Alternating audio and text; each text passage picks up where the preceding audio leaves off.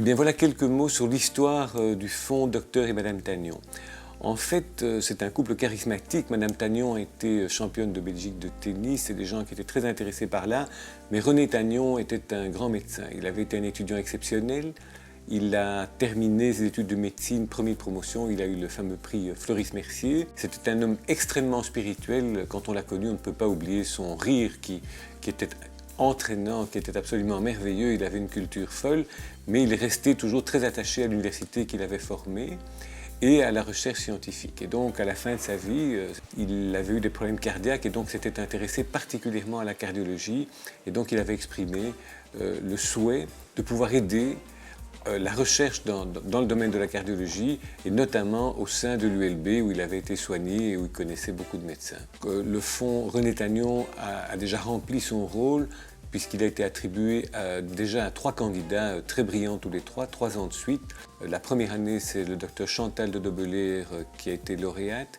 La deuxième année, le docteur Aurélien Wauters.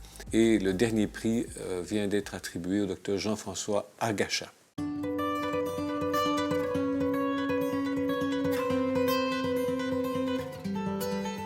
Je suis le docteur Jean-François Argacha, je suis cardiologue interventionnel à l'hôpital Erasme et j'ai cette année l'honneur d'être le lauréat du fonds Docteur et Madame René Tagnon qui est géré par la Fondation Roi-Baudouin.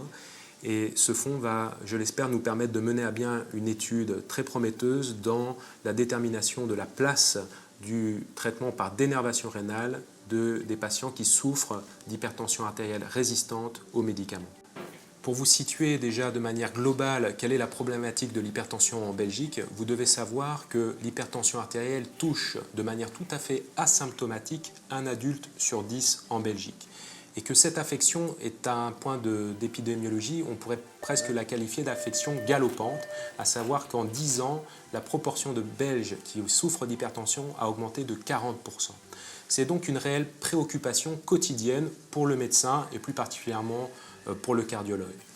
Alors fort heureusement, déjà depuis plusieurs dizaines d'années, nous avons à notre portée de nombreux médicaments qui ont permis de bien contrôler l'hypertension artérielle.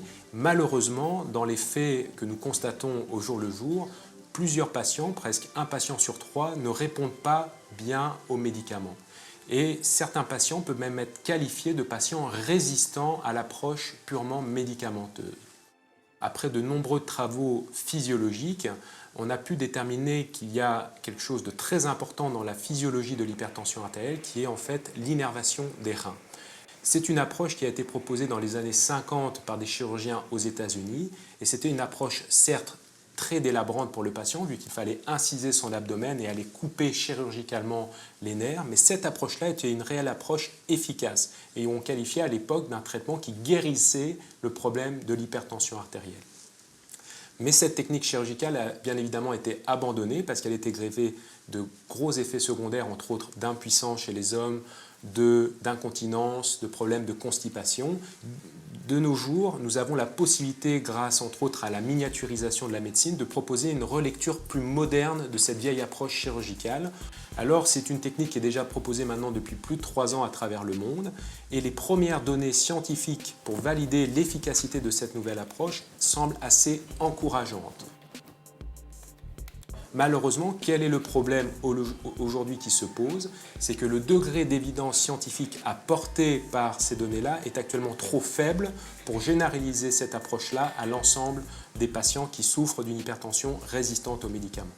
Ce que nous proposons dans cette nouvelle étude, c'est d'essayer d'appliquer ce traitement-là dans le cadre d'une recherche scientifique avec le plus haut niveau de preuve scientifique. Pour cela, nous allons proposer une étude qui est randomisée où le patient va être tiré au sort entre le traitement de dénervation rénale ou une simple angiographie, donc une radiographie de ses reins, et nous allons faire un tirage au sort à l'aveugle, c'est-à-dire que ni le patient, ni le médecin chargé de son suivi ne sauront dans les 6 mois qui vont suivre si le patient a reçu ou pas la thérapie de dénervation rénale. Cette étude scientifique est une étude qui a d'ores et déjà commencé à l'hôpital Erasme, qui est une étude certes ambitieuse, mais dont les résultats sont très attendus par la communauté scientifique. Nous avons déjà été référencés dans un article publié au mois d'août dans la revue Hypertension, qui est une des revues prédominantes dans l'hypertension artérielle.